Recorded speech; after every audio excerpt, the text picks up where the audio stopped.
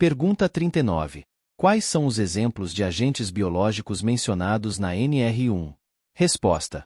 Os exemplos de agentes biológicos mencionados na NR1 são a bactéria Bacillus anthracis, o vírus linfotrópico da célula T humana, o prion agente da doença de Creutzfeldt-Jakob e o fungo Coccidioides immitis. Pergunta 40. O que é considerado um agente físico de acordo com a NR1? Resposta. Um agente físico, de acordo com a NR1, é qualquer forma de energia que, em função de sua natureza, intensidade e exposição, é capaz de causar lesão ou agravo à saúde do trabalhador. Exemplos incluem ruído, vibrações, pressões anormais, temperaturas extremas, radiações ionizantes e não ionizantes. Pergunta 41. O que são agentes químicos conforme a NR1? Resposta. Agentes químicos, de acordo com a NR1, são substâncias químicas, por si só ou em misturas, que em função de sua natureza, concentração e exposição, são capazes de causar lesão ou agravo à saúde do trabalhador. Exemplos incluem fumos de cádmio, poeira mineral contendo sílica cristalina, vapores de tolueno e névoas de ácido sulfúrico. Pergunta 42. Como é definido o termo empregado na NR1?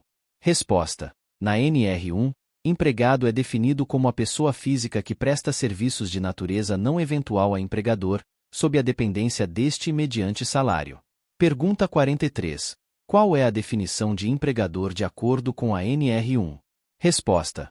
O empregador, conforme a NR1, é a empresa individual ou coletiva que, assumindo os riscos da atividade econômica, admite, assalaria e dirige a prestação pessoal de serviços. Também são equiparadas ao empregador as organizações, os profissionais liberais, as instituições de beneficência, as associações recreativas ou outras instituições sem fins lucrativos que admitam trabalhadores como empregados. Pergunta 44. Como é definido o termo estabelecimento na NR1?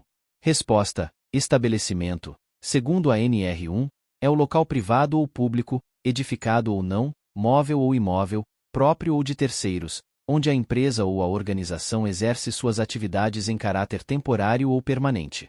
Pergunta 45. O que é considerado um evento perigoso de acordo com a NR1? Resposta. Um evento perigoso, conforme a NR1, é uma ocorrência ou acontecimento com o potencial de causar lesões ou agravos à saúde do trabalhador.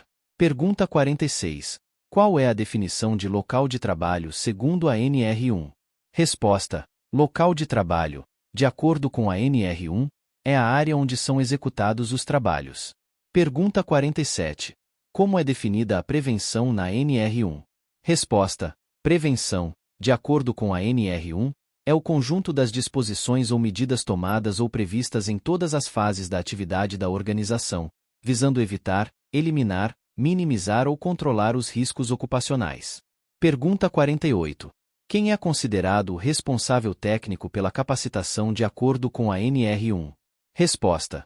O responsável técnico pela capacitação, segundo a NR1, é o profissional legalmente habilitado ou trabalhador qualificado, conforme disposto em NR específica, responsável pela elaboração das capacitações e treinamentos.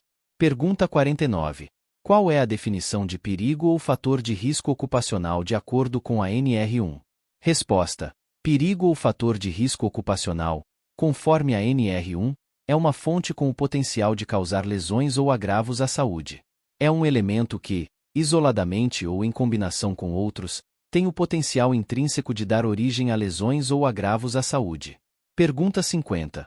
Como é definido o risco ocupacional segundo a NR1? Resposta.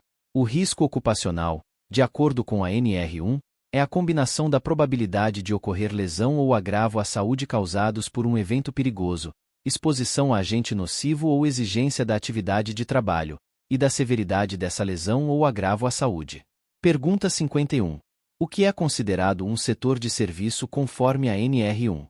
Resposta. Um setor de serviço, de acordo com a NR1, é a menor unidade administrativa ou operacional compreendida no mesmo estabelecimento. Pergunta 52.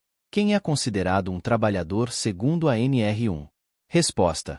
Um trabalhador, conforme a NR1, é a pessoa física inserida em uma relação de trabalho, inclusive de natureza administrativa, como os empregados e outros sem vínculo de emprego.